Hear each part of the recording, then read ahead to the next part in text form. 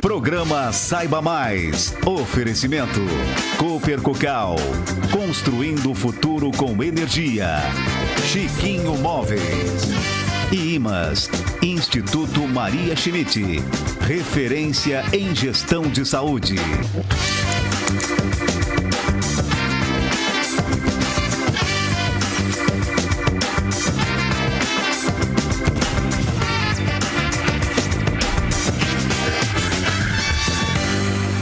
Meu convidado agora é o advogado, Dr. Ivo Carminati. Bom dia, sua alegria? Bom dia, alegria sempre, Fátima. Bom dia aos nossos telespectadores.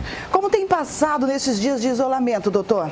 Olha, seguindo a risca, né? Nós não podemos descumprir aí as determinações legais, naturalmente, e principalmente cuidando da saúde e dando o nosso exemplo.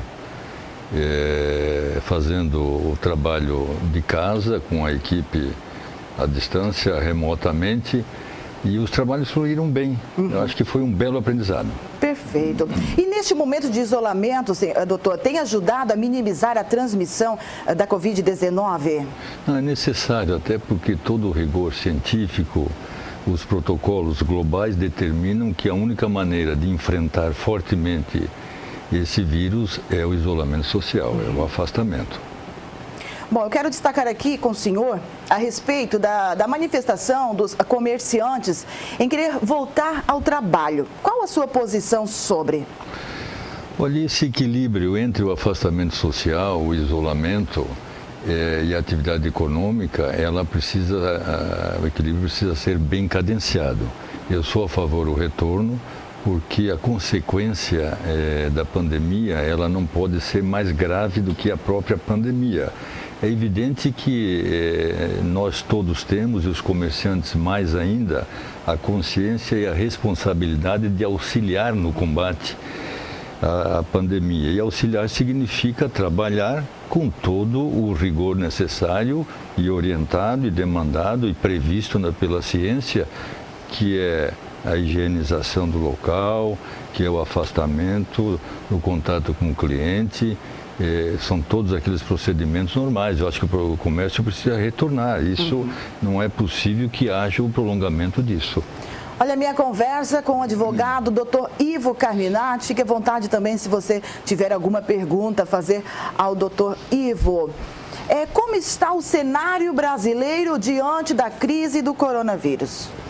Fátima e telespectadores, o que preocupa naturalmente é o comando e a confusão que o presidente faz em querer passar as suas determinações distanciada das orientações e dos protocolos da ciência.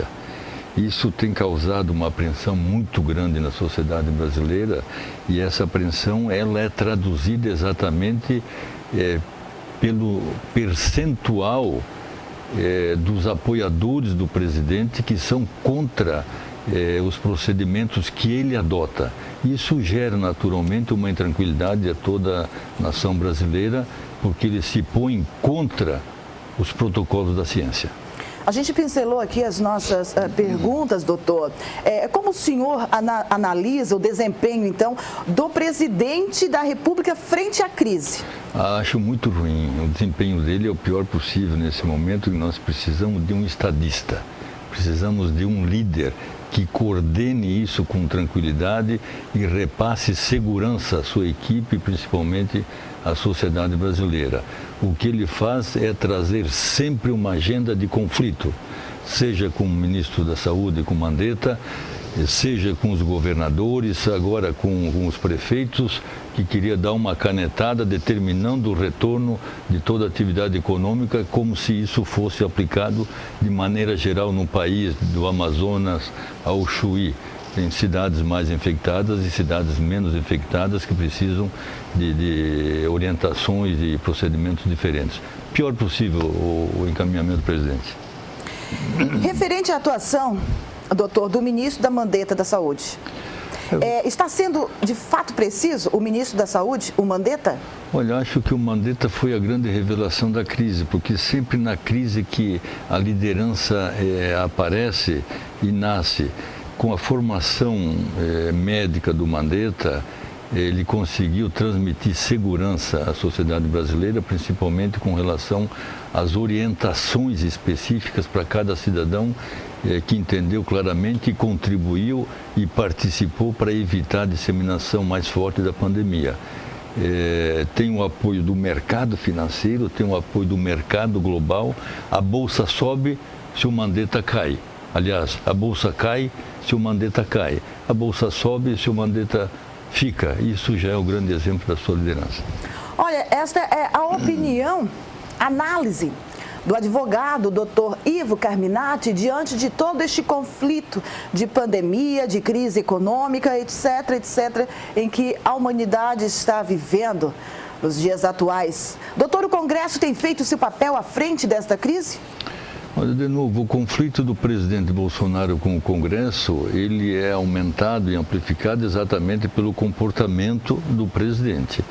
A ponto de que, quando ele anunciou que daria uma canetada abrindo o comércio e toda a mobilidade urbana, a OAB foi ao Supremo e o Supremo, através do ministro Moraes, deferiu a liminar dizendo, olha, o senhor não pode tudo.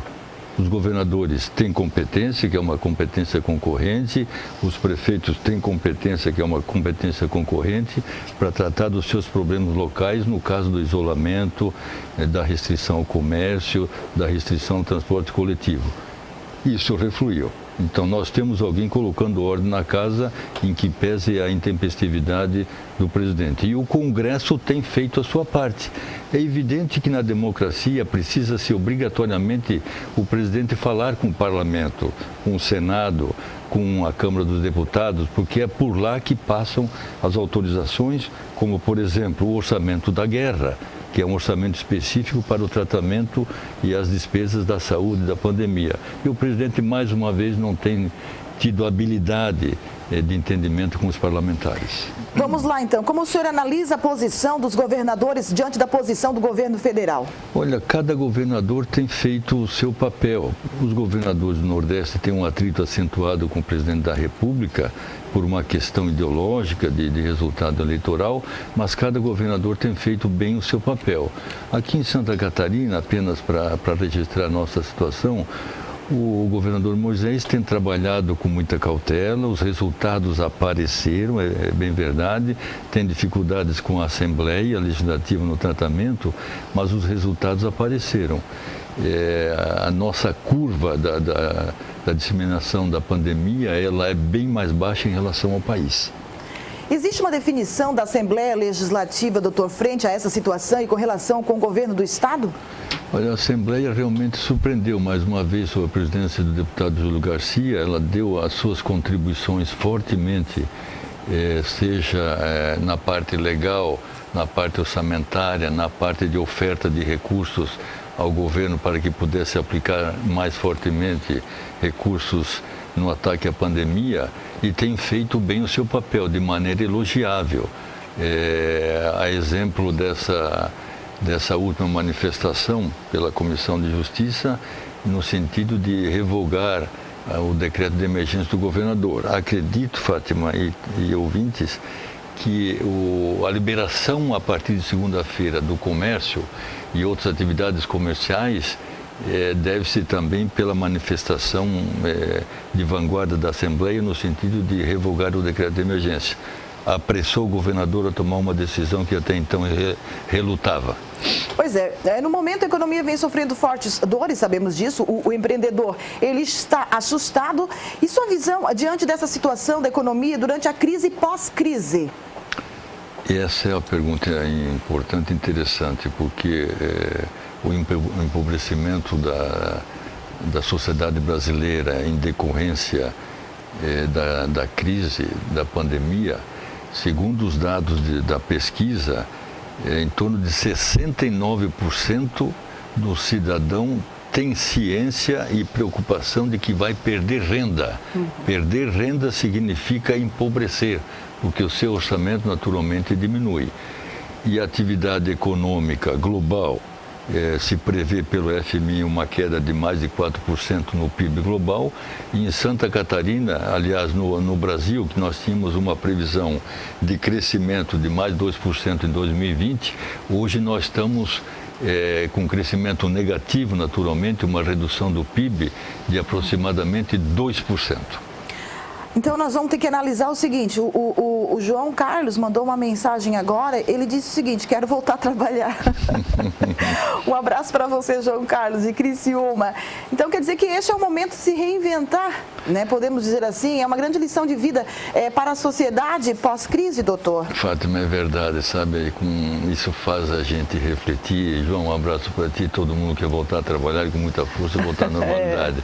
Agora, precisamos nos reinventar. Acho que os valores, se tem uma consequência clara e objetiva da pandemia, é que nós temos que reavaliar os nossos relacionamentos e reavaliar principalmente os nossos valores. Será que precisa tanto? Será que precisa tanto? Com pouco tanto? a gente não ultrapassa? Não se tem uma relação de solidariedade melhor? Você precisa de 2 carros, 3 carros numa família, por exemplo. Acho que nós temos que dar nossa contribuição para a mudança desses valores. O Lucas Nascimento entrando em contato conosco aqui, um abraço para você, Lucas.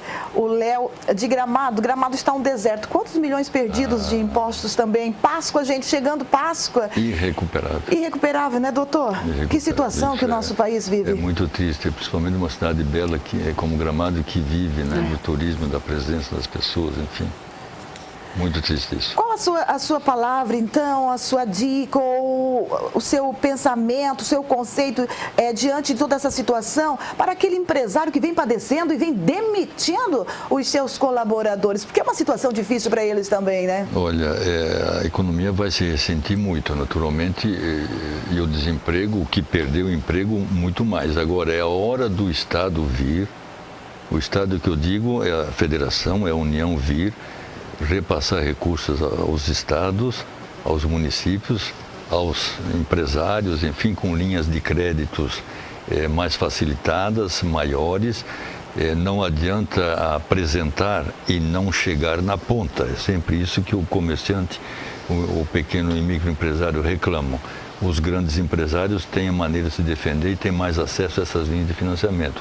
Então é hora do Estado ofertar aos empreendedores o aporte financeiro com carência, com juros baixos, com longo prazo de financiamento, para que a economia possa se readequar e retomar então o seu crescimento. Deixa eu cumprimentar aqui a Janete Descosco, o Samuel Tibúrcio, todos vocês que estão aí nos acompanhando através da página da RTV Criciúma, a Silvia Zanetti, o Eduardo Zomer, o Alexandre Tori. Um abraço para ti, Alexandre. Parabéns pelo programa. Estamos vendo aqui de Canela, da churrascaria Garfo e Pombaja. Mas que saudade, rapaz. Mas que saudade de vocês. Como é maravilhoso lá, né, doutor? A boa comida, churrasco na vala. Que coisa boa. Viagem é inesquecível naquela boa região. Né? É um grande espetáculo sempre. Um abraço para o Alexandre, para o Beto, para o Carlos, o Chico e toda essa família Garfo e Pombaja. Doutor, muito obrigada pela sua presença aqui, e é importante tirar todas essas dúvidas, dar uma análise, fazer essa análise, né? Porque muitas pessoas estão confusas. Eu creio assim, eu imagino que o cidadão de bem, ele quer dar um grito de liberdade de toda essa confusão que está acontecendo no nosso Brasil. Destacamos o nosso Brasil, né? Sem dúvida, naturalmente, né? A força empreendedora do cidadão brasileiro fará com que a gente saia desta crise o mais rápido possível. Vamos acreditar com os cuidados, sempre.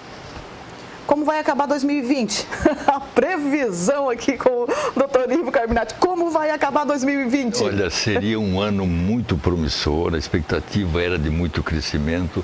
Hoje nós teremos um ano de muito trabalho e muitas dificuldades. Haveremos de superá-las. Sucesso, felicidades e só alegria no coração, doutor. Alegria sempre, e alegria para enfrentar essa crise com mais força. Até mais. Muito obrigado, um abraço a todos.